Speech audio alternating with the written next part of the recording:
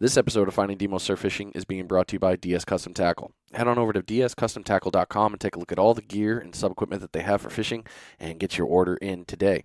If you're a rig maker, they can get you completely supplied up with hooks, clips, swivels, even floats, whatever you need. They can do a massive order for it. You just want to get your hands on these new glow-in-the-dark floats? Oh, yeah.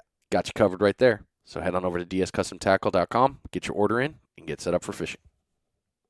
When it comes to listeners, I love these episodes that I get to talk to them because they are the people that have been playing this game probably for a lot longer than I have. And today's guest has definitely been fishing longer than I have. He's given me quite a few little lessons over the phone and tips and tricks. He's also just an all-around awesome dude. So we're going to be talking with JC Peeples. He is a local angler that has done seminars, other little bits of knowledge out there, TV, radio. If you look him up, you'll find it out. But we're going to be talking with him, and we're going to get into a lot of different fishing techniques all around the Gulf Coast area. So you're listening to Finding Demo Surf Fishing. Here we go.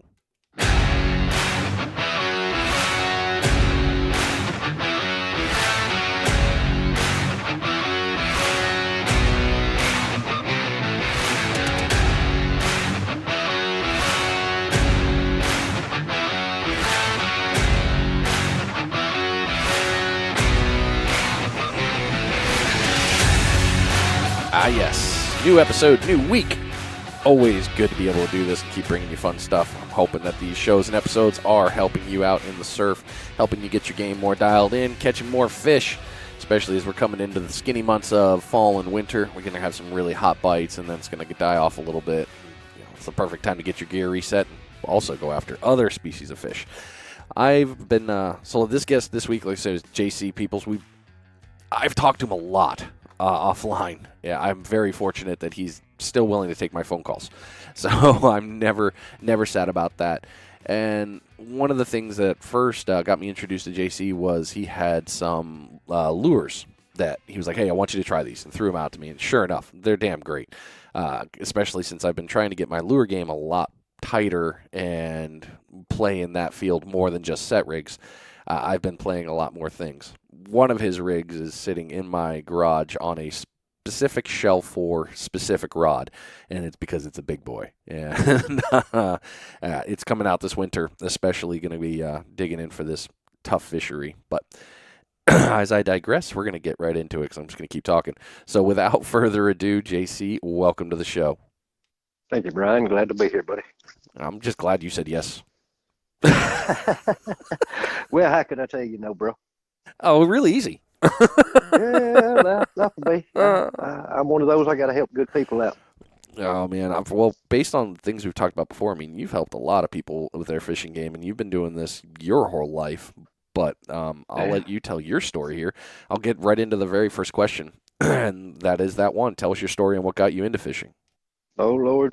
Oh, my pops, by the time I learned how to walk, first pond fishing up here in central Alabama. First fish I ever caught would be a trophy bluegill to anybody, probably 3/4, maybe a pound. Of course, nobody weighed it. It went to the skillet. That's just the way it was because we're talking, a couple of years ago. Won't get into that one, but yeah, started off with pond fishing. My dad got just in my blood. Yeah, makes sense there.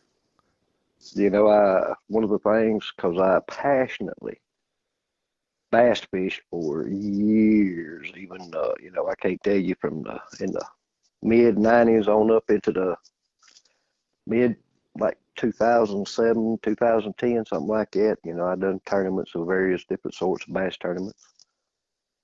And, done quite well, but, it's just simply because I don't follow the norm. I have a tendency of marching to a different band from most people when it comes to fishing. Okay. I step outside the borderline. A lot of people have even called me a googie, but that's okay. They quit that shortly, usually afterwards. I don't mean to be bragging, but I usually catch fish with whatever I try. Well, it's not I don't bragging. know if it's just God's grace. I don't know if it's just luck, but hey, I'll take it. Yeah, it's not bragging if you're putting the number up and putting the show on of, hey, yeah, see, prove it, doubt it, prove it. You can call me whatever you want if I'm beating you. Well, about 5 or 6 years ago, I was actually down on the Gulf State Park Pier down there in Gulf Shores, Alabama. And the, Spanish mackerel bite was okay. It wasn't real great. Throwing a bubble rig with a traditional straw like everybody else. I'm like, I got to see the little bait flickering down there in the water and it had a good flash to it. I went over to my tackle box and I pulled out a little Yozuri. I can't even tell you the brand name of it, but it's a Yozuri, little old twitch jerk bait, little hard floating jerk bait. I put that thing on, everybody, that's where they really started hollering, oh, that's Guggen stuff right there. Oh, well, won't hurt to try. Ain't catching much of nothing anyhow. And before you know it, I can't tell you how many people out there on the end of that pier were putting on a little jerk bait as close as they could get to it. And of course, the Spanish, and I caught Spanish mackerel on it. Hardtail. Even bonita off the Gulf Shores Pier. I can't tell you, countless ladyfish. I've caught so many ladyfish on that particular lure that the original hooks, they finally ripped the split ring clean off of it. Wow. That's just kind of where that Guggen style stuff comes in. And of course, my unorthodox fishing techniques back during the bass tournaments. Everybody thought I was lying to them when I told them what I was doing. But till, I come into the weigh-ins and I had a sack of fish, and I might not always win the tournaments, but I was always bringing fish in. Always had fish to weigh. It's kind of half the battle there with a fishing tournament. Is you may not have to have the biggest one, but I mean, can you bring in a fish consistently? Yes. All right, there you go. That's good right there.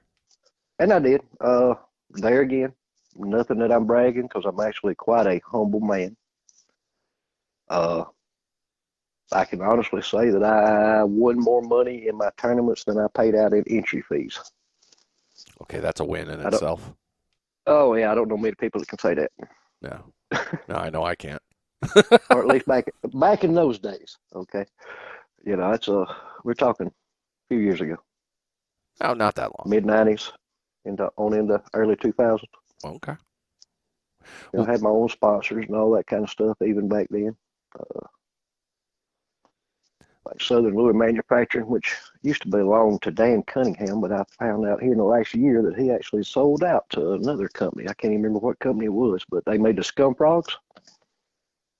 That was my specialty, scum frogs. Really? Loved it. Loved that frog fishing. Holy cow.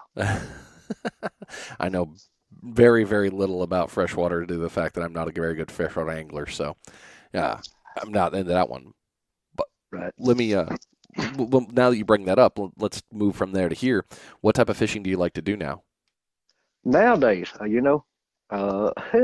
about 7, 8 years ago, I give away just about all of my bass fishing stuff. I don't know, I just lost the passion for bass fishing. Nowadays, it's either crappie fishing and saltwater is my absolute favorite. I've been dying to try to get moved closer so I can do a lot more saltwater fishing than what I get to do. Flounder fishing being probably one of my absolute favorites on saltwater fishing, especially with artificial. I will use your live bait, your traditional bull minnows. But I love fishing the Fish Bites Fight Club Dirty Boxer. Oh yeah, that thing is dangerous. For flounder, you hear everybody holler snook candy. Oh, that's flounder candy right there. I'm gonna tell you right now.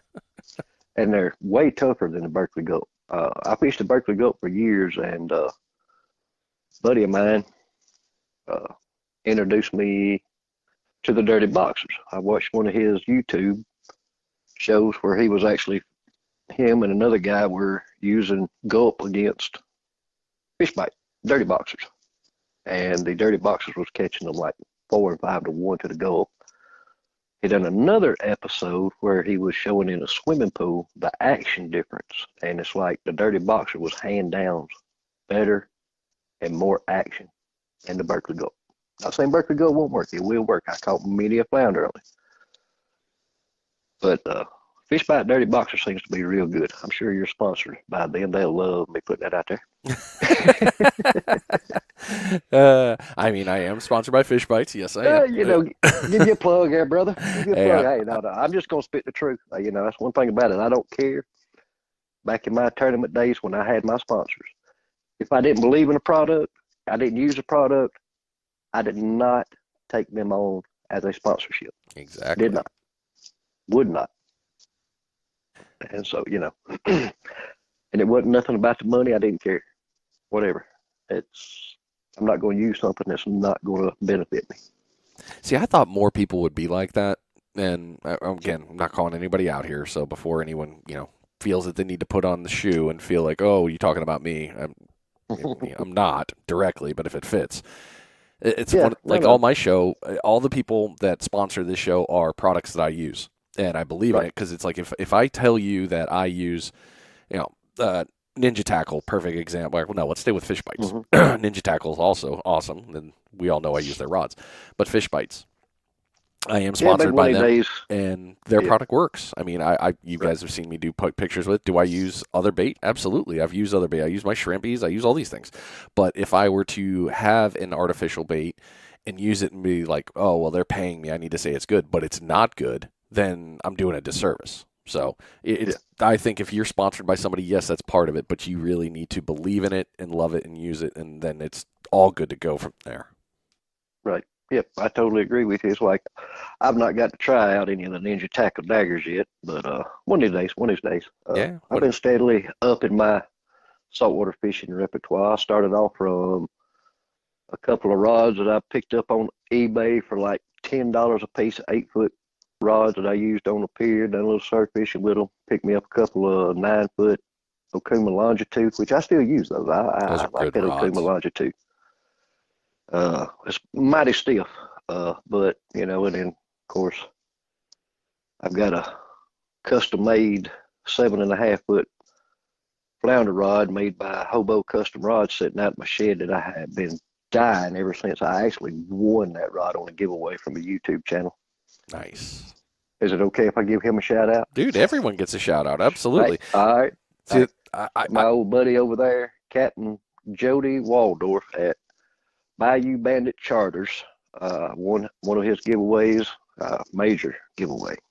And that rod was part of it. And Chris Guy at Hobo Custom Rods, I'm going to tell you what, some of y'all have probably seen the pictures that I posted on the Panhandle surf fishing page and the Alabama Gulf Coast surf fishing page. It is absolutely gorgeous. Those pictures do not do it any justice at all. And the action on that thing, like I said, I haven't gotten to get down there and hit them flounder yet, but I can tell you right now, it's going to be super sensitive. I can sit out there in my yard and I can test the sensitivity of a rod. A lot of people are like, how can you do that? Well, I've been doing this a long time. I learned how to make do with what I got when I got it. Yeah. Now, when it comes to shout-outs on this show, everyone is open to take any shout-outs. It doesn't matter what company. That's one of the things that I've made trying to hold core to myself is, it was that if I can't Jody say that actually got me turned on to the Dirty Boxers then. Oh, okay. With the Bayou Bandit Charters. He done an episode with Bun Cave down there from Pokeball. Oh, yeah. Love Bun. The flounder man. They done an episode. Oh, man. Between Bun and Captain Jody, and I've even watched a lot of Brandon Collier, Captain Collier's on YouTube, and them are some flounder fishing gurus right there, and I sit there like a sponge. They're all younger than I am, but hey, you can still teach old dogs new tricks. Trust me. That's the one great thing I love about this community is, and especially for this podcast, you can do shout outs and bring people on, and then you can get people to share the knowledge because everyone's got a different style of learning or different listening availability. You can't really watch YouTube while at work, but you can sometimes listen to a podcast. These sort of things, you get that out there. But all these guys and all these things you talk about, that's important for me in this podcast world to be able to be open to letting that out so people can go back and look at these things. And so, yeah, keep it up with that. So, let me move into I'm going to move into a little bit of your steelage here into your brain. How do you, when you're going to go, because I know you have to plan your trip from where you're at to when you get down here to the water, how do you plan your fishing trips? I kind of, depending on the time of the year. If it's springtime, I do love chasing those pompano just like everybody else does. Yep. Don't you dare get me wrong. I'll put a set rig or two out, which just this past, I think it was actually last year. Uh, excuse me. You posted a video, I think it was. Yes, it was you of the sinker guy, Chip Brundage, showing how to do the Mortician's fishing rig. Oh yeah. Uh, I have not bought a pompano rig since then, because that Mortician's rig is probably the most versatile that I have seen out there. It is limited only to what you can come up with in your mind to fish it and how to fish it and all the other tackle in between of putting on there. It's all up to you in your mind. I'll Yep. tell anybody that. Uh, So and depending on your weather, where you're at there, depending on the weather and the season. Okay, mortician yep, rig. What else? Where are we going? my preference by far, call it from all the bass fishing days. I'm an artificial lure man. If I can catch it on a lure, artificial bait, it's like 10 times more gratifying than sitting there and watching a rig. I just can't sit there 5 minutes watching that rig sit there and soak. And I'm like, hey, I got to grab my jig. I got to chunk my jig. I got to. I ain't got. That's just in my DNA. I cannot just sit there and watch a rod. It just drives me nuts to sit there and watch a rod for hours on end. And now they're popping. Okay, that's all good. I can live with that. But and on that little bitty, I like that Goofy Jig for pompano with a fly teaser, which I tie all my own fly teasers that go with like Goofy Jig, banana jig, whatever you want to call it. Yep. Yeah, you've been Uh, telling me about that's that for a while. You're like, you need to hmm do it. You need to do it. Oh, I got to throw it. I can't help myself. I use a 7.5 foot rod with 20 pound braid. Uh, Usually somewhere between a 3,500 and 4,500 reel. I try to get me at least 200 to 300 yards of line on there because I have caught some big fish on that banana jig in the surf. There again, I've shared a picture of me standing there holding a black drum that I caught there in Gulf Shores, probably about 400 yards east of the Gulf Shores Pier from the surf. And didn't weigh it, didn't measure it, got it off. Wife took a couple of pictures. Crowd around me took some pictures, and I released him right back in there, healthy and fine. But you take a little 1.5 inch, maybe 2 inch long banana jig, and you're catching, and I would guesstimate him somewhere between a 20 to 25 pound range, maybe bigger. I don't know. I'm trying to be conservative. And he go eat that little bitty thing. Of course, I caught Spanish mackerel on it. I caught pompano on it. I caught ladyfish on it. Blue runner. And now this might blow your mind. Actually, the day before I caught that black drum, I caught a cow nose ray on that thing. It was probably 3 foot from wingtip to wingtip. Wow. He actually bit the orange fly. No kidding. Wow. Now that was a tussle, and it was in his mouth all day long. There was no questioning if I snagged him because a lot of people they run in big schools close to the surf, and I know a lot of people just get them snagged up in their line. But no, he actually ate it. It No was kidding. in his mouth. Yeah. Well, let's play with the goofy jig here. Let's nail that All right. topic for a bit. So you've used it and you've told me numerous times, like Brian, you got to use it. You got to get out Mm-hmm. there and use it. Um, Absolutely. so how do you fish a goofy jig in the surf? Well, two different ways that I'll actually tie it up. Like I say, I use a 7.5 foot rod, and I usually run about 3 to 4 foot of 20 pound, either mono or fluorocarbon leader. I'll either tie the jig and the fly together on a loop knot, or I'll actually make a dropper loop about 8 to 10 inches above the Goofy Jig and put the fly on the dropper loop. And that's what that cow nose ray hit, was at about 8 inches above the Goofy Jig itself. Depending on your current, I would say all around good weight was probably going to be your half ounce. Some days you need to go lighter. Some days you're going to absolutely have to go heavier. But there are plenty out there. I think most of the time you can find them anywhere from 3/8 ounce all the way up to 1 ounce. And the colors, wow. You can get out there and look on some of the websites of the people that offer it, make them. Colors are endless. Excuse me. I think I showed you a picture of my. Yeah, I did. Sent you a picture of my little banana jig box. I got a rainbow in there. Yeah, you do. So from gold and white to the brightest pink and chartreuse. I do. I kind of prefer the yellow jig with the orange teaser. Has what I've always done the best with, me personally. Okay. So you cast it out there, getting on the weight, got all that piece. So you cast it out. Now, how are you retrieving it? I let it hit the bottom. I just bounce it up off the bottom. Usually I'll just put one little bounce. I don't want it to jump far off the bottom, maybe 10, 12 inches. And sometimes I maybe double or triple hop it where you'll get it up a little higher. As anything, you kind of have to let the fish dictate how they want that lure moving, whether they want it kind of slow. I've even seen people just drag it across the bottom, and I always tip it with either, some people tip them with shrimp.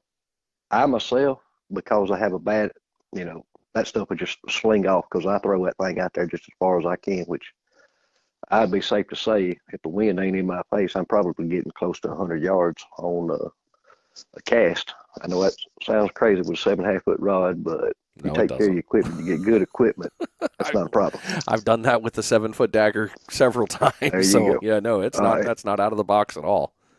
Right, but I'll usually either tip it with just a little piece of fish bites or fish gum, one of the two, whichever I've got available.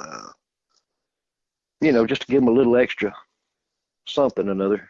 Because like even in my crappie fishing, if the crappie are short striking my bait, I put scent on my bait. And time again, adding scent to an artificial bait will make a fish commit. Some days it just doesn't matter. They're hungry, they're popping. They don't care. They're going to eat it. You get it in their face, they're going to eat. Are you tipping? Are you tipping the banana, the weighted portion, or are you tipping the teaser? No, just the lead portion, the banana jig itself, not the teaser. Okay. Yep, and I can't say that it hurts. It always helps if you got scent. I've caught them with it on there. I've caught it with them not on there. The people that usually just kind of drag the bait across the bottom, like I said, I haven't tried that a whole lot. I've done it some, but I have a bad habit of catching cotton picking hard heads or topsails when I do that. So I try to keep it up off the bottom. Okay. Because like everybody else, I'm not out there to catch him catfish. If I'm that haul I'm catching, I'm moving. Yeah.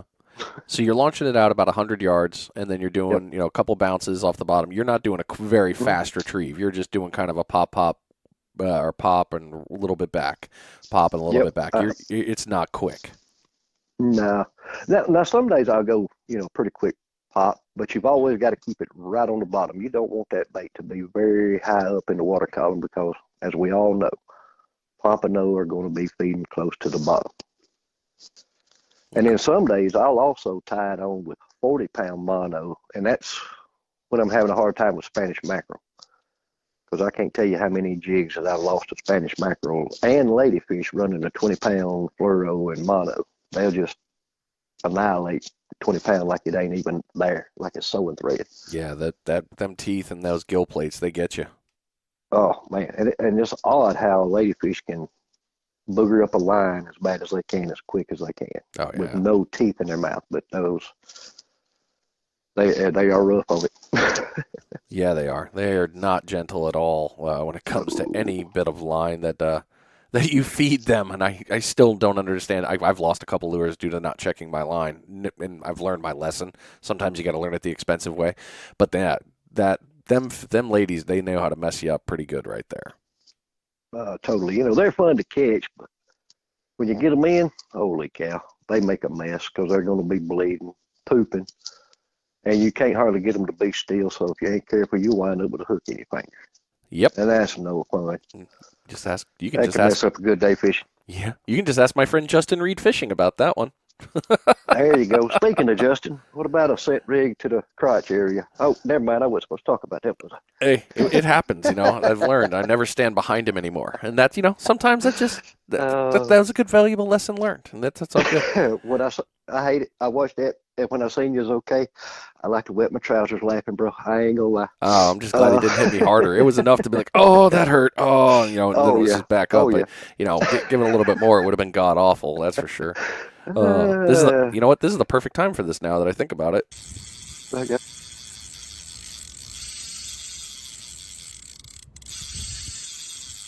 It is your first bait check of the episode. This bait check is being brought to you by The Sinker Guy. Head on over to thesinkerguy.com and take a look at all the stuff that Chip's got going on in the Sinker Guy garage. Sinkers, it's in his name. Yep, he's got them. He's got you covered. Not only that, he's actually got stuff for you to start pouring your own sinkers. That's right, he's got sinker supplies coming. Stand by for that. Anytime or if you need baits, rigs, floats, the Bruno rig. We know the Bruno rig's good. And hey, we're talking about the Mortician rig on this show. You can get your hands on that. Got you all set up for the full-blown Mortician and snoods. Maybe you need the Sinker Guy method beads. He's got that. So head on over to thesinkerguy.com, get your order in, get fast shipping, and good customer service. Well, now after getting a nut check, You needed one every now and then, I reckon. yeah, it keeps you level. All right, so finishing up on the Goofy Jig here. Oh, let's keep going on it a little bit, actually. All right, so you've got two different. We've got the two different styles. You've got the one where you can go with a single dropper loop, a little bit above the weighted piece there, little pop, good on the retrieve. The other one, which you normally get, like the ones that I get from, the ones that I have from Salty and Frisky, are tied on to the bottom as a single dropper with the opposing sides. So you've got the main weight. Let's say the hook is facing, it's a backwards J, and then the teaser is an actual J. So as it's floating around, you've got that movement. The weight's going to hit, and the teaser is going to fall. Between the two methods that you mentioned, one with being a dropper loop and then the other way that we just talked about, have you found either one is better, or is it just, luck of the draw? Personally, it's probably, I would actually, in my experience, say it's probably more of a luck of the draw for whatever you're fishing at that particular time, honestly. Okay. Because I've caught just as many variety of species of fish one way as I have the other, including pompano. And like you're talking about where you have them both tied on with a single loop knot down at the bottom, I will actually vary the different sizes of my loop knot. I use, unlike most people, I use the old Rapala knot. Of course, I can't show you here right now, but they are the first ones that come out that I know of tying a loop knot with Rapala, because they didn't have split rings on the eyes of their Rapala jerkbaits that they used to make. They were all balsa, well, they still make balsa wood and all that. They did not have split rings. So, that's where I learned it from, was from Rapala. They'd always have a little pamphlet in there showing you how to tie that knot in the box. And you can vary the size of it depending on where you tie the half-inch knot in your line. Is what will kind of determine how far or how big your loop knot is. I don't go no more than probably about 6 or 7 inches, but with that, you're able to get a little more flutter from the teaser, a little more action from that teaser, because it'll get away from the actual banana jig a little bit. Well, when it comes to the surf and throwing these Goofy jigs, would you say that it's an all type condition lure or rig setup, or would you say, hey, it's better suited for wavy days? No, it'll work calm or windy conditions, in my experience. Of course, you're trying to throw into the wind, you're not going to get as much distance out of your cast, depending on what weight you're actually throwing. It can be kind of difficult to detect a strike till you go to hop the jig again, and then there's the fish. Mm-hmm.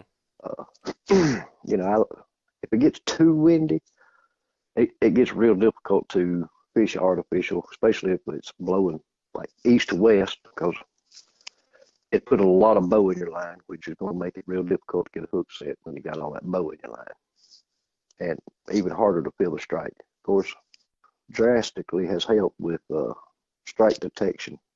Fishing any kind of fish, it doesn't matter. Braided line is only time I do not use braided fishing line is when I'm crappie fishing. I stick strictly to mono, fishing my jigs on mono. Everything else has got braided line.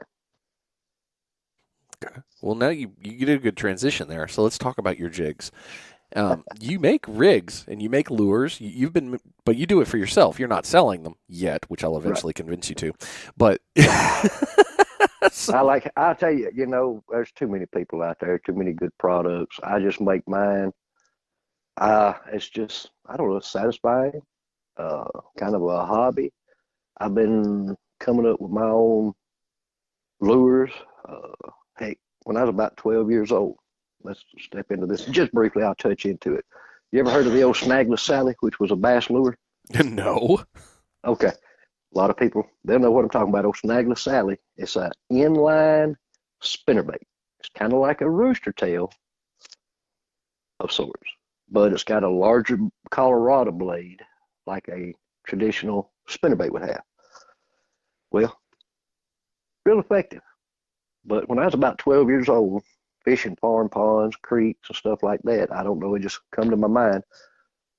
I took a Johnson silver minnow, the weedless silver minnow, and took the skirt and the hook off of the Snagless Sally and put my Johnson silver minnow on there. And of course, I always put a trailer on my silver minnow. I fished it. And I started fishing that, and holy cow, you talking about changed my game up. Farm ponds, it didn't matter, creeks, river, they would just wear it out because it was something they had never seen. Traditional Snagless Sally, like regular spinner baits, fish get especially freshwater, they get used to seeing the same bait. So that's why, like I said earlier, I kind of march to my own tune compared to everybody else. Okay, so you took that one. So was that the starting point for you for making lures? Probably. And that one was just taking two lures and kind of altering them and putting them together. I would always, I had cousins and uncles and stuff like that they would pour their own jig heads. And back in the day, the biggest thing was a marabou jig, hair jigs. Well, okay, give me some squirrel tails, deer tails, and I'd tie me up some of my own crappie jigs on their lead heads that they had poured. And of course, later on I got where now I pour my own lead heads, we call them, for crappie. I do them with and without a weed guard, depending on where I'm fishing, what kind of cover I'm fishing, whether I'm using, of course, with a weed guard or without. Okay. So I make a 32nd and a 16th ounce. So I cover everything there is in crappie fishing. I think I've shared a couple of pictures of them on, I know I have on the Alabama Gulf Coast, and I may have even on the Panhandle Surf Fishing page. I think you have. I want to say I've seen them before on there. It's been a minute. It has been a minute because I've been with either one of those pages. Ooh. Well, I put it this way. Neither one of them, I don't think, was over 1,000 subscribers when I joined them. Nice. Back in the beginning. And they're both up there. Oh, yeah. Yeah, definitely. That's just kind of like Bama Beach Bum. I think I was definitely within his first 1,000, maybe 1,500 subscribers on YouTube. And now look where he's at. Yeah, that man right there, he is the face of surf fishing. I will happily. You I know, have no problem saying that. That man is very, very well done in the world with social media and his YouTube game and spreading knowledge and information. yeah, he's put a lot out there. Him and one of his other partners, Brant Peacher, Yep. Hanger Up Brant. They are a network of information, especially on surf fishing. They put it out there, but Brant, he covers all kinds of different stuff. Yeah. He does. He was actually on their recent Yep. podcast. They just Bama Beach Bum and Bearded Brad just started a Yep. podcast, Fishing Not Catching, and they Right. just had Brant on this past week. Did you watch that episode? I did not. I listened to it. I'm Oh still. my God, I don't. it's hilarious. I fall into the. I still don't want to sit in the visual, because I Yeah. can't sit still. Yeah, I'm always moving now. So I actually listen to them on Apple Podcasts. I went down that route and I just listened to the show. It's hilarious, especially when they got to playing with those sound effects. I like to. Oh, I was just sitting there dying. Wife was looking at me like, "Are you crazy? What are you laughing about?" I'm like, "I have to show you, explain it to you later." It was hilarious when they was playing with those sound effects. They got to doing their little shipboat voices and all that kind of stuff like that. They talk like real fast when they on helium. It Yep. was hilarious. Yeah. I think Matt likes the. I thought Matt liked the darker voice better. It might be Yeah. Brad. Well, it makes him sound bigger than what he actually is. No offense there, Matt. Oh. Oh my goodness. Yeah, their podcast, it's less than 6 months old, but they're doing good stuff, and I know they're not going to stop. They're definitely going to continue to grow and keep doing good things because they're all both of them are super knowledgeable anglers, and they've got a ton of things to share. You know, you got them on YouTube, they've got that covered. Now you're combining Yep. forces, and they're moving into the podcast world to continue on the growth, and I think it's smart. Personally, I mean, some people, I'm sure somebody's like, "Wait, you're propping them up? What the hell?" I mean, in reality, why wouldn't I? I mean, they're two phenomenal anglers, great people. I absolutely love anytime I get to talk to them offline. But they're doing exactly what any of us would hope they would do, which is share knowledge on another platform to help people Hmm. get better. Right. Why Absolutely. why would I gatekeep that to me they're not competition, they're in the same we're all in the same circle, we're all doing the exact same thing. If they get 100,000 subscribers and I get 1,000, should I be worried? No, I think it's phenomenal that they did that. That's great stuff. I'm just happy to be around. So I'm happy to promote them if I can. If one of you hasn't listened yet and hasn't subscribed, please do go check a look at them. They're great. They really are. They're doing good You stuff. can learn a lot from them guys. Just like hey, let's give a shout out to G2 Coastal Jordan Goody. Super guy. Super guy. Yeah, he is. Jordan is a lot Uh, really fun. and like I said, Captain Jody Waldorf, Bayou Bandit Charters, Flounder Guru right there. Man, I got a lot of tags to do on this episode. My fingers are gonna hurt. I'm sorry. It's all good. So let's talk about some of your other rigs, though. So you've got the Goofy Jigs. I know that. You've Hmm. also got. You sent me. I don't want to call it a diamond jig, but Well, it is. It's a diamond jig, yeah. and I did not make that myself. I'm Okay. not even going to sit there. No. I didn't make that, and oh my gosh, I'd say about 5 or 6 years ago, maybe even longer than that. Now it's probably longer than that. Probably about 7, 8 years ago or better. Whenever I really started to get in there hot and heavy on pier fishing down on the Gulf Shores Pier, really hot and heavy. When I really started learning something, and started upping my fishing gear to the heavier tackle where I could get out there and catch king mackerel and stuff like that. Well, I come across these. They're 3 ounce jigs, Yeah. diamond jig, and it's got a white bucktail. Looks like on a short shank, I would guess probably a 3, maybe a 4 aught extra heavy hook, super heavy hook. I'm like, because one of my bucket list fish is a cobia. I'm like, okay, that might be something there. But if not that, the king mackerel would have hit that thing skimming it across through there real fast with that chrome flash it's got. So I bought them. Uh, I don't know. I picked them up for like maybe $1 a piece on eBay. I ordered, I don't know, 4, 5, 6 of them. I'll give several of them away. But that's just me. I'm a giver, not a taker necessarily. But you But modified it. You didn't just send me a diamond jig. You modified the tail end. No, it was bought that way. Oh No, it man, come now it. I'm all I'm sorry. sad. Yeah, Oh, I gotta break your heart. I did not tie that bucktail on. I'm throwing it away It was now. already that way. That's what made me buy that. It was a single hook with a bucktail. So that just kept me from having to do the work because I Oh, would have done something like that anyhow. well, Well, I say tie my own teasers anyhow. So and that's where I was going with this.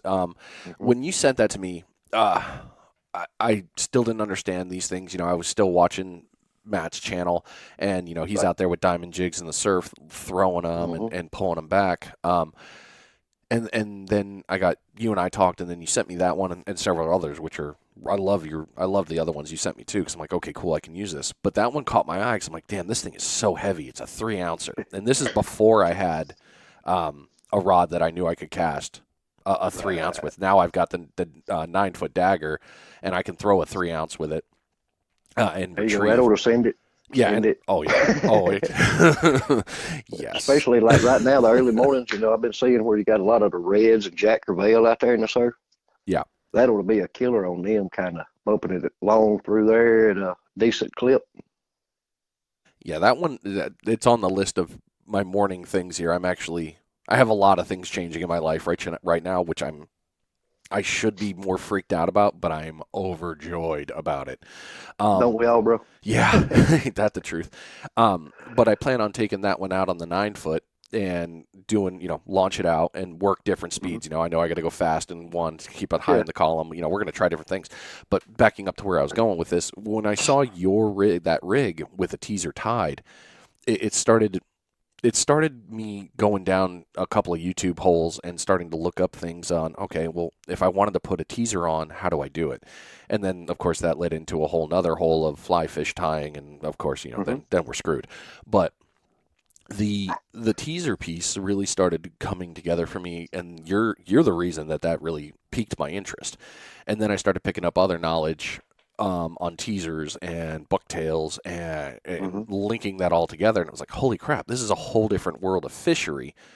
But hmm you've also people that listen to this. I'm sure some of you are like, dude, I've known that for years. Right. Way I always think of fishing is, you start at level 1 and then you creep up all the way to level 100. You're picking up things along the way. You're not going to get level 100 knowledge on your first day and understand it. No, But absolutely not. And see, and that teaser, where I started it in the bass fishing. And one of the old timey pioneers of BASS, he fished the very first BASS tournament that was ever put out there. His name is Jack Wingate. He owned Wingate Slunker Lodge down in Lake Seminole. I was down there during one of the tournaments that I fished and told him, I was getting a good morning bite on a Zara spook. And he's like, oh, you got to put feather tail on there. Hmm. He's like, yeah, these fish love that. Okay, so I did, and he wasn't lying. It stepped up my spook game 100%.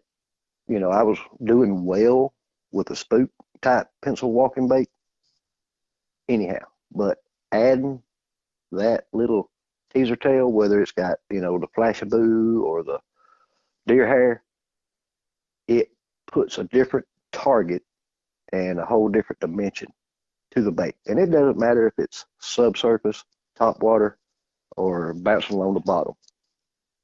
The hair, the flash, and everything, the more you can add to it in a lot of aspects, is going to be a plus.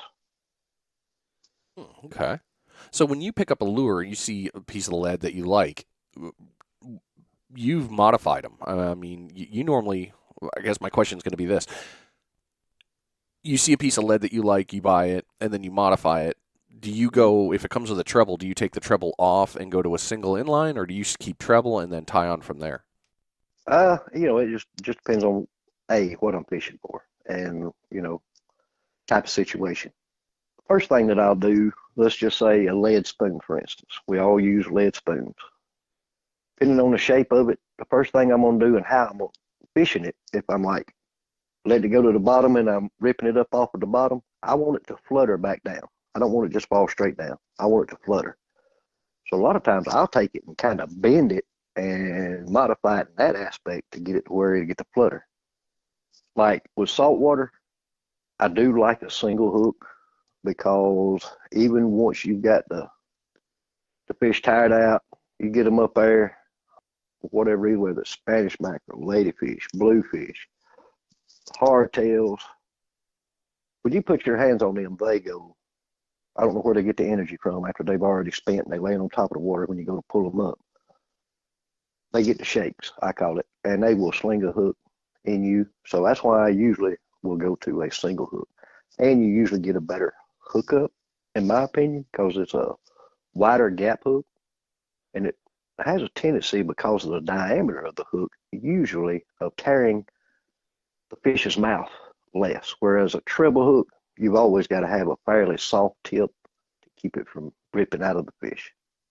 Okay, so it all depends on what you're targeting. Makes sense. Yeah, it does. It does. And like I say, if I'm bouncing the jig a lot and I want a lot of wobble out of it, especially your more flat type spoons, if they're made of lead, of course, obviously there's some of them out there that are made of steel. You're not going to sit there and just bend that with your hand. Yeah, no. But the lead spoons, yeah, I'll definitely, if I'm hopping it off the bottom, and it don't take much of a bend.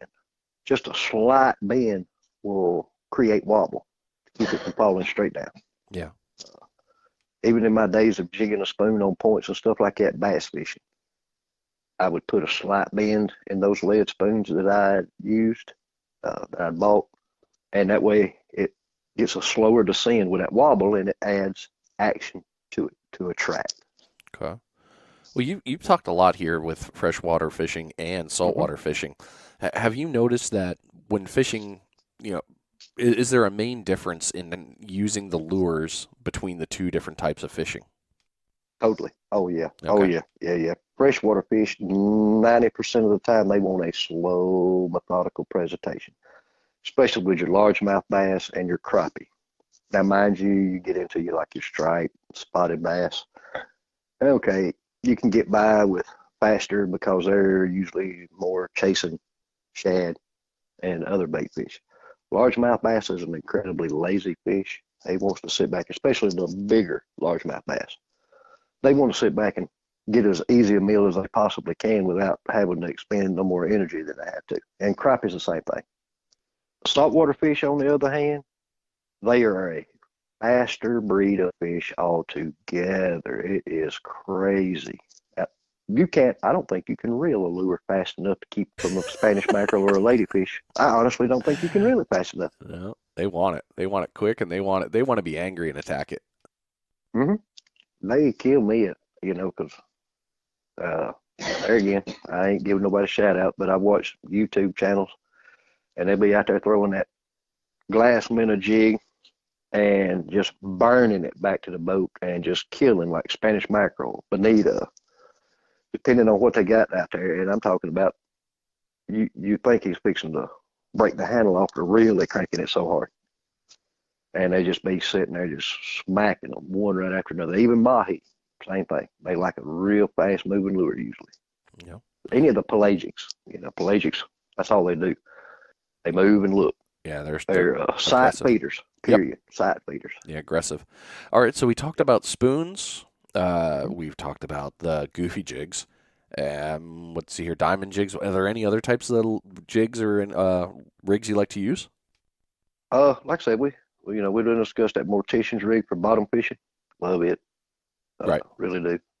On the pier, like I said, you want to, day in, day out, you're going out there on the pier to catch you some Spanish mackerel or just, whatever might be around, whether it's hardtail, ladyfish, bluefish, bonita.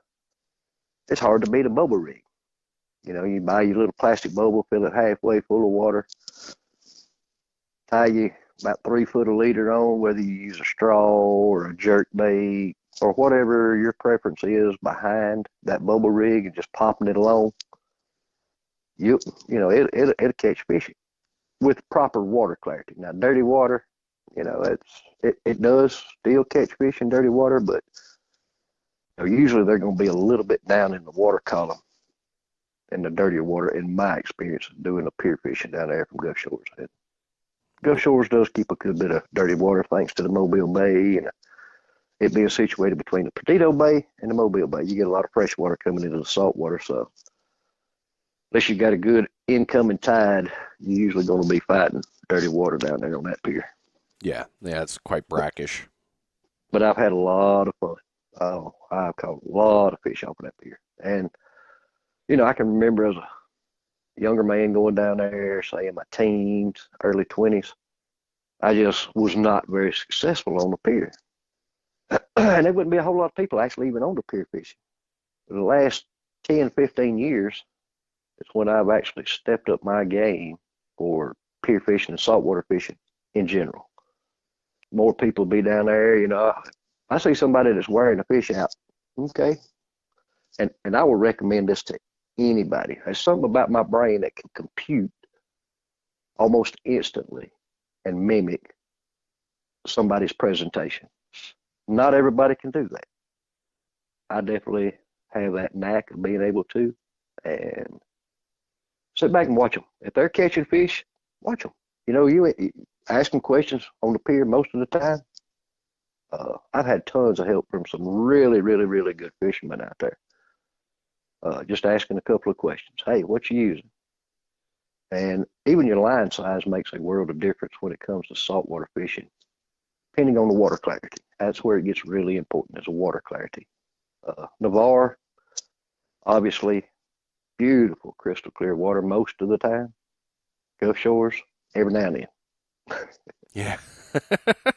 So, but I've fished Navarre Pier on occasions and stuff like that. I've caught fish there. And like I say, I've caught endless fish on the Gulf Shores Pier. Yeah.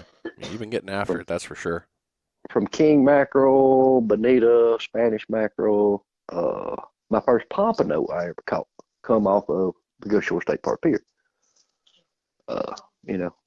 And whiting, flounder, my biggest flounder I ever hooked. And I still have nightmares about that big rascal. He was a sure enough doormat. I would guess him 24 inches, but I didn't get him up. Nobody else on the pier early morning, only one there. I'm reaching, trying to get to my net to let it down, and he, of course, I got him up to the top of the water. He shakes, poop, spits him. And it's gone. Spits my jig. Now I'm like, oh, I just sat down for a while. I just sat there for a while. That's depressing right there. Well, this is actually the perfect time, now that you're talking about that.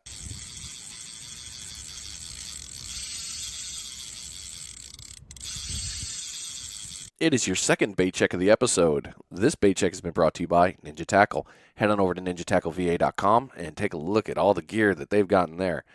They've got what we've been talking about in this episode. They've got the Ninja Daggers running all the way from the go-to 7-footer. I love that rod, up to 12-footers. He got them all set up. But if you want another set of rods, they've got some other ones in there. Reels, he's got a bunch. Achios, all covered through that.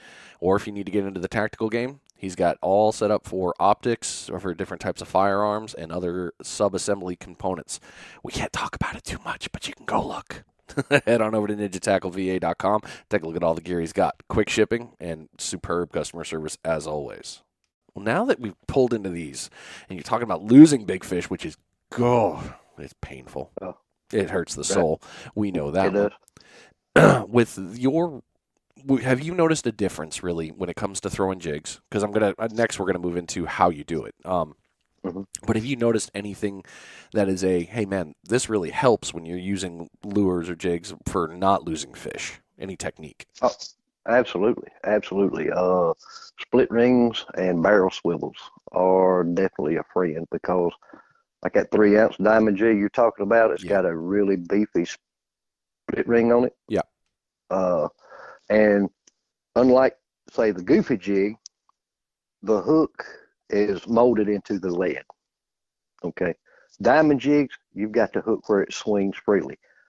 With that swinging hook, a lot of people may argue this, but it's less likely to pull than that of a hook that is molded in and solid, because it allows that lead to kind of move a little more freely, as opposed to, it's more of a cantilever type situation. If it's molded in, you got that cantilever. If it's on a barrel swivel or a split ring, Okay, it moves some, and the hook might not move quite as much. So it does help on the keeping the fish pinned when you've got the split rings or the swivels. Okay. Definitely, most definitely. And of course, softer tip of a rod help alleviate some of that too. Makes sense. All right, let's talk about how you throw these things. So we really went in depth here earlier with all the pieces that we've talked about with these different types and the kinds you like. Now, I have learned recently a little bit more about how to throw these, and it's made a huge difference for me. Because before, if I didn't had those conversations in these other episodes, I would still be failing and throwing it the worst possible ways. You've been after it for a while. What is your yeah, you know. um, how do you recommend fishing just jigs in general in the surf? How do you do it? Well, as far as like the cast itself, like I said, I use about a 3 foot, 2 to 3 foot leader. Uh, like I say, usually I use mono more than I do fluorocarbon because mono you get a little more stretch than you do the fluoro, and you definitely need that because my main line's always going to be braid. And the FG knot, I have not quite got it mastered, but now the double uni knot, which is what I usually join my two lines together. I'm just, I don't know, I'm OCD. I do not like that knot coming up into my eyelets because, I don't know, just in my mind, I'm going to knock out my eyelet ring if I'm Yep. not careful with it. Yep. So I've got the lure dangling, say, 3 foot below my rod. Well, you try to cast that on just a traditional overhead cast, you're going to hit yourself in the back of the head eventually, especially when you load that rod up real good. I do a pendulum cast. I'll kind of get it swing a little bit, and then I'll go with it. And I do my set rigs a lot like that too. That, or I'll lay the set rig actually on the beach, walk out, and that way I ain't got to worry about it hit me in the back of the head. But the pendulum on the jigs seems to really help with the distance, in my personal opinion. And if it works, it works. I'm always open for new and better ways, but then, like I say, you just let it go all the way to the bottom on those jigs, especially the Goofy Jigs for pompano. Bounce it. And depending on species, with the diamond jig or the other lead jigs that you would be throwing for, your other pelagics or redfish, whatever it may be, it might be a situation where you want it to be deeper, but maybe not on the bottom. So you just vary your retrieve. That's with everything. It's all about presentation.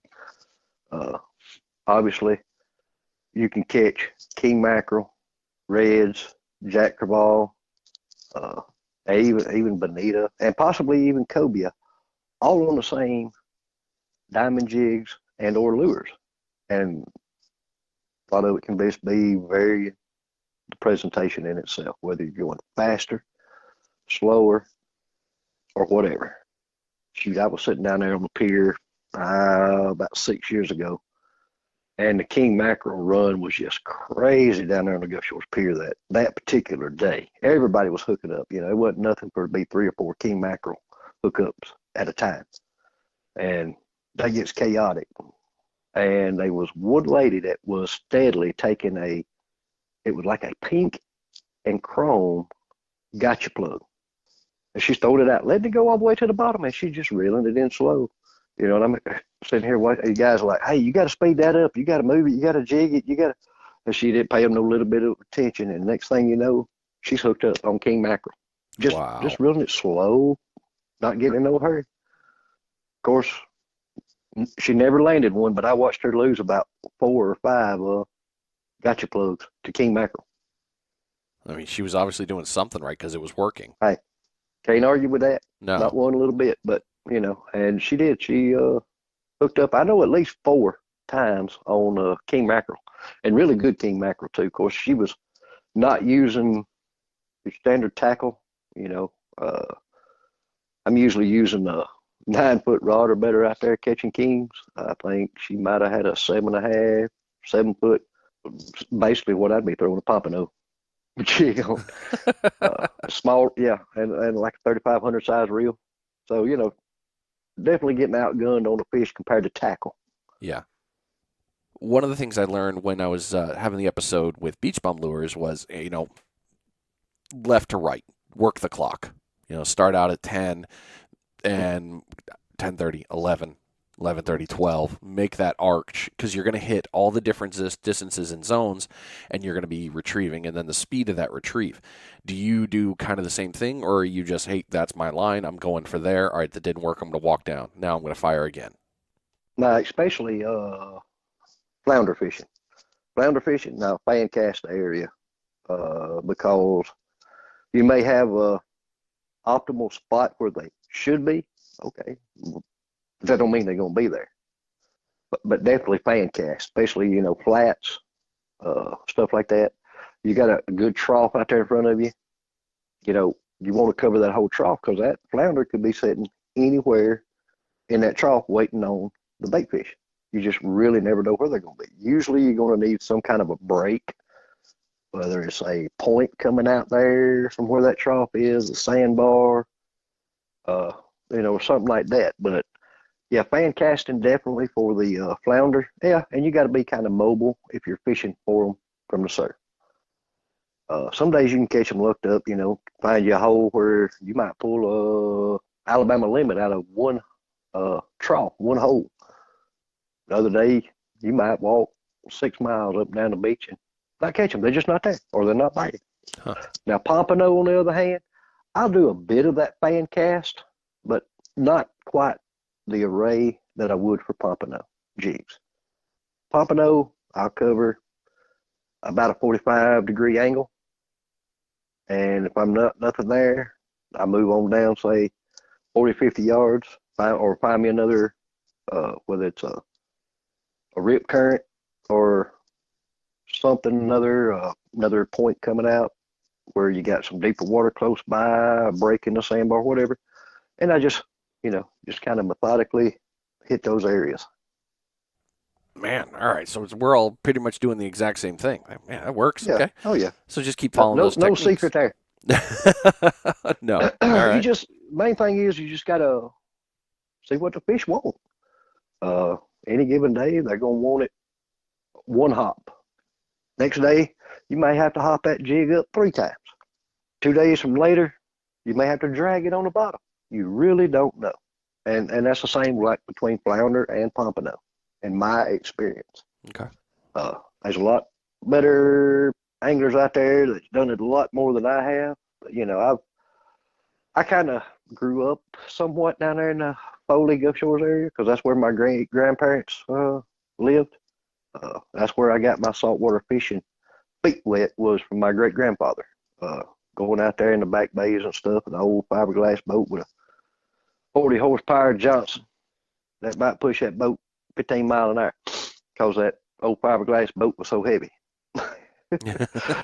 but we get out there and you cut bait, dead shrimp, catch croaker, white trout. On occasion, look up, catch flounder. Just out there looking for food. Yeah. Well, we've been talking for a good hour here, so let's. Yep. I'm going to reel you in here for the end, get you back on your day because you're on your you time. You have to, man. I'll wrap on for hours and hours fishing, man. Hey, it doesn't bother me. I do this with you. You know this. You and I get on the phone, I know it's going to be an hour long. I know that, and I love every minute of it. I apologize for being so long-winded. Oh, you weren't long-winded at all, man. Not even a bit. It was perfect. And every answer you gave always had a point, and you've always been that way every time I've talked to you. So, well, I'm not going to make up nothing, that's for sure. There you go. Okay. I don't know what I ain't going to spit it. So somebody getting into the game, brand new into the fishing game, what is a recommendation that you do before they even start fishing? Well, everybody will tell you, educate yourself, definitely. Whether it's by watching the YouTube, talking to people that do it, or sit back watching the YouTube videos. Educate yourself, learn what species you might be interested in. It would amaze you what I have learned on Google about specific species. I'll Google and get on Wikipedia, and like pompano, I pop pompano in, I'll learn their habits. I'll read their habits, what they feed on. Same thing king mackerel, flounder. I've done it to all the saltwater species that I have pretty much talked about, except, Spanish, ladyfish and hardtails, and of course catfish. Nobody wants to really catch those fish unless they need some bait or something other. But those are just kind of byproduct from what you're trying to get, hoping to get. But educate, read, watch, learn, and depending on each individual person, you have to, me, I'm kind of a budget fisherman. I've got some decent equipment, but I have a habit of getting on the internet, surfing the web, and finding me my very best deals on the equipment that I've got.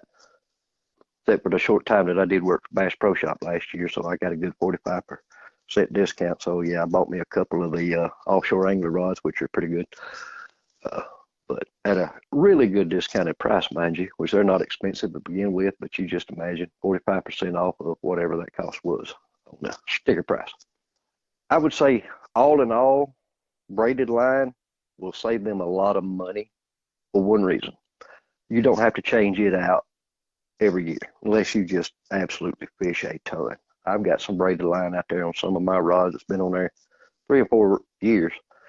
I'll test it, I'll check it, and make sure it's good. And if like the part that I've been using looks not necessarily to my liking, may still be plenty of strong, well, I'll just take another reel, back spool it off of one reel onto another one. Hey, you got brand new braided line you ain't never touched down there in the bottom of that reel. And so you're starting over basically with brand new braided fishing line. And it can last on a reel 2-3 years, depending on how much you truly fish and how much you get broke off and you lose. Yeah. But yeah, just watch all your equipment. You ain't necessarily, if you got the money, okay, go buy the best. It ain't gonna hurt, but you can get by with budget fishing day in, day out. Your less expensive reels, rods. You can use freshwater reels. I am OCD. When I get done fishing within an hour, I am rinsing my tackle down with fresh water. Well, if I'm on the pier, before I walk off the pier, they've got hoses there on the Gulf Shore State Park pier that's got fresh water. I'm washing my rod from the tip to the butt, and I really concentrate on the reel and the lures or rigs, whatever I've got tied on, making sure that I get all the salt water possible off of those so I'm not getting rust and corrosion. Solid recommendations and knowledge right there to keep. Well, right. And I've seen a lot of guys, they'll take bottled water with them to the beach just to rinse their reels off before they leave. I'm sure you probably do that too. I do that a little bit different. I have a rinse down kit that I haven't really put a lot of word out there. I've built a few for some friends, and I'm coming up with an idea on that. So, hey, podcast people, just keep your eye on because it might come out. Who knows? You got to even those that are rated sealed, you still need to rinse them down with fresh water. Salt water is bad on any of them, and I've got freshwater reels that I've been using for years, and they still perform flawlessly because I've taken the care to clean that salt water and keep sand out of them. That's smart. Well, thank you so much, JC, for coming on, man. I appreciate Absolutely. you, and I'm glad we finally got to do this episode. Yeah, we've been talking about it for about a year now. It's something like that. But it's all right. You've been a busy man, and life is what life is. You got to do what you got to do when you can do it. Yeah, life gets in our way, that's for sure. But I appreciate it. I know you'll still be on, the Alabama piece, about Alabama surf fishing and the Panhandle surf fishing page. I know you're always dropping knowledge on there. So thanks for always doing that, and thanks for everything you do, man. I'm glad y'all got those because I learned a lot from them myself. Yeah, I do too. All right, buddy. I'll be talking to you soon. All right, Brian. I appreciate you, brother. Yeah, I appreciate you. We'll talk. See ya. All right, ladies and gentlemen, there you go. We just had an excellent episode with JC Peeples. I hope you were taking notes because I was taking a ton. I've got a full page here, and I am definitely going to be moving a lot of these tips and tricks into my game so that way I can get better at lure fishing. It's the only way we can get better, right? If you like this episode, don't forget, share it out to people. If you would like, follow me. I'd love it if you did. That way you get that, and you can stream these from your favorite podcast app. You can also stream it from my webpage, findingdemosurfishing.com, or my Transistor hosting page. Go on from that. You can find me on all social media platforms, Facebook, Instagram, TikTok. I'm on there. I'm not on Twitch yet, and I'm not on OnlyFans yet, but, that might change. It won't change. Let's be honest. So thanks for always being here. I appreciate you. You've been listening to Finding Demo Surf Fishing. We'll see you next week. I am out of here.